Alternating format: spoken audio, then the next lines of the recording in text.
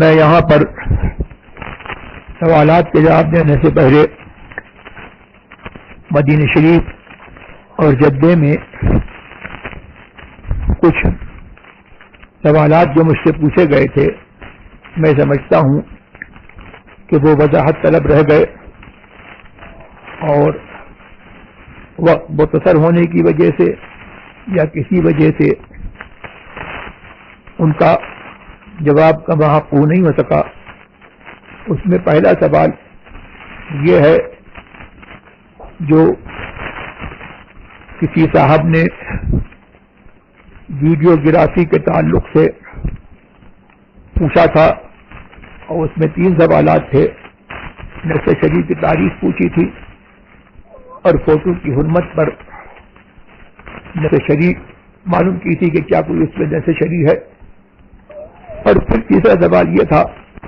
کہ جس طرح سے تبدیلی زمانہ کی بنا پر مساجد وغیرہ کے سلسلے میں احکام، یہ میں مفہوم بیان کر رہا ہوں، ان کے الفاظ مجھے یاد نہیں ہے. بعض احکام تبدیلی زمانہ کی وجہ سے مختلف ہو جاتے ہیں اور انہوں نے گنبد وغیرہ کی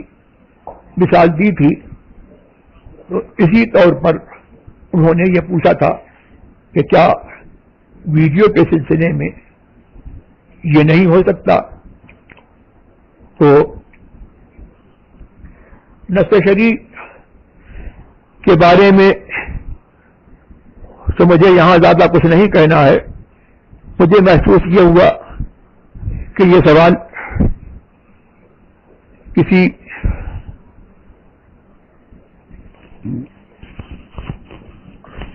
عالم کی طرف سے ہے یا عالم نما کی طرف سے ہے. تو نص شریف سے تو جو صاحب سوال کر رہے ہیں وہ واقفی ہوں گے اور نص شریف کا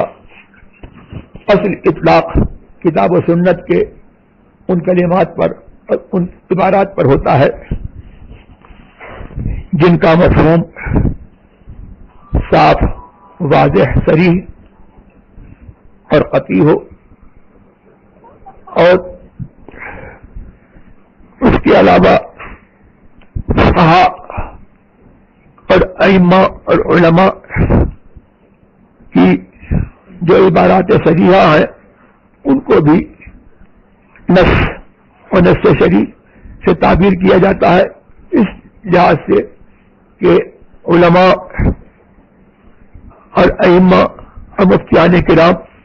امناء شریعت ہیں اور اللہ اور رسول کے حکم کو ظاہر کرنے والے ہیں.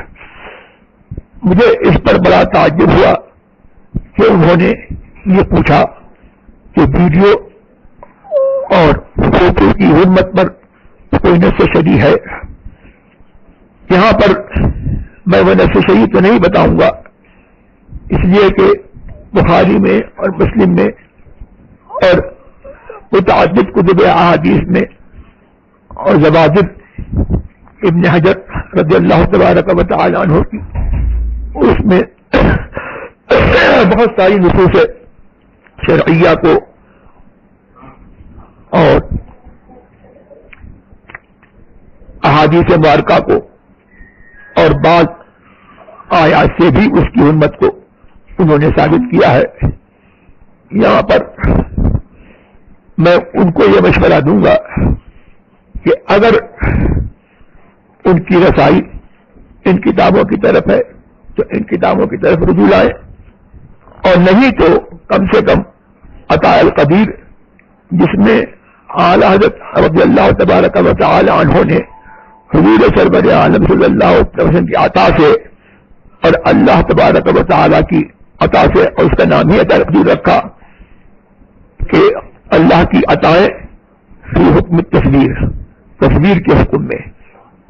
اس میں سب کچھ ایک جگہ جمع فرما دیا ہے. وہاں پر اس مسئلے کو وہ دیکھ لیں اور اس سوال کا جواب بھی وہیں سے حاصل ہو جائے گا کہ اس سلسلے میں جو اجماع امت اب تک مستمر چلا آ رہا ہے، کیا اس کی روشنی میں یہ حکم ایسا ہے کہ اختلاف زمانہ سے بدل جائے؟ اس کا جواب ان کو وہاں سے اچھا مل جائے گا۔ دوسرا مسئلہ مجھ سے یہ پوچھا گیا تھا اور پتہ نہیں میں نے اس صورت میں کیا مجھے اجلت تھی کیا تھا، میں نے شہداء بدر کے سلسلے میں کچھ واضح طور پر میں اس وقت تقریر نہیں کر سکا۔ شہداء بدر میں کے بارے میں ابھی بھی مجھے سیرت کی کتب کا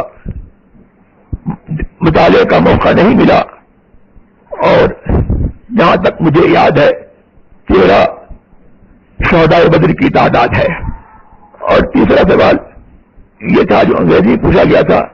عورتوں کی نماز کے فرق کے سلسلے میں، تو میں نے وہاں پر فرق ظاہر کر دیا تھا، ایک فرق رہ گیا تھا، میں اس کو دہرا دیتا ہوں کہ عورتوں کی نماز کے سلسلے میں مردوں سے بہت سارے فروق ہیں، من جملہ ان کے یہ ہے کہ عورت سجدہ اس طور پر نہیں کرے گی جس طور پر مرد سجدہ کرتا ہے، یعنی خوب پھیل کر کے اور زمین سے اٹھا کر کے ان کو کولوں کو زمین سے اٹھا کر کے جس طور سے مرد سجدہ کرتا ہے، اور پنجوں کے بل کے پنجے مرد کے بچوں کا پیٹ لگنا ضروری ہے، اور اس میں مردوں کے سلسلے میں اس مسئلے کا ضرور اعادہ ہو جائے، اور عام طور پر جس طور پر لوگ سجدہ کرتے ہیں وہ دیکھ لیں کہ ان کا سجدہ صحیح ہوتا ہے یا نہیں ہوتا ہے۔ مردوں کے سجدے میں یہ ملحوظ ہے کہ ان کی انگلیوں کے پیٹ انگلیاں قبلے کی طرف متوجہ ہوں، اور قبلے کی طرف متوجہ ہونے کی صورت یہی ہے کہ انگلیوں کے پیٹ جو ہیں وہ زمین سے لگے ہوئے ہوں، یہ نہیں کہ صرف نوکیں زمین سے لگ جائیں بلکہ انگلیوں کا پیٹ لگنا ضروری ہے، اور یہ حقیقت سجدہ میں داخل ہے، اور اس میں یہ ہے کہ کم سے کم ایک انگلی کا پیٹ لگنا فرض ہے، اس کے بغیر نماز نہیں ہوگی، اور اکثر کا لگنا واجب ہے، اور پوری انگلیوں کا پیٹ لگنا یہ سنت مؤکدہ ہے۔ بہت سے لوگ انگلیوں کا صرف جو ہے وہ نوک لگا دیتے ہیں، اور بہت سے لوگ انگلیاں موڑ کر کے رکھ لیتے ہیں یا پیر گرا دیتے ہیں، اس طور پر وہ سجدہ کرتے ہیں جس طرح سے عورتوں کے پیر وہ زمین سے لگے رہتے ہیں، یہ اس صورت میں ان کی نماز نہیں ہوتی ہے۔ تو عورت اس طور پر سجدہ نہیں کرے گی، بلکہ عورت اس طور پر سجدہ کرے گی کہ اس کا پیٹ اس کی رانوں سے لگا ہوا ہوگا، اور دونوں پیر وہ ایک طرف یعنی دہنی طرف نکالے گی، اور اسی طور پر جو ہے عورت تشہد میں بھی بیٹھے گی، اور جیسے یہ جو تبرک کی صورت ہے جو شافعیہ کے یہاں ہے، وہ اسی طور پر جو ہے عورت تشہد میں بیٹھے گی بھی، اور اس کے دوسرا فرق یہ ہے کہ اس کے دونوں ہاتھ جو ہے کوہنیاں زمین سے اٹھی نہیں ہوں گی، بلکہ دونوں ہاتھ جو ہے زمین سے لگے ہوئے ہوں گے، جس طریقے سے اس کی رانیں اور اس کے پیر کی ٹانگ جو ہے وہ زمین سے بالکل اور چپکی ہوتی ہے، اسی طریقے سے اس کے پیر دونوں ہاتھ بھی زمین سے لگے ہوں گے۔ یہ مجھے بتانا تھا ملحوظ، یہ میں نے بتا دیا۔ چلیے آگے پوچھی۔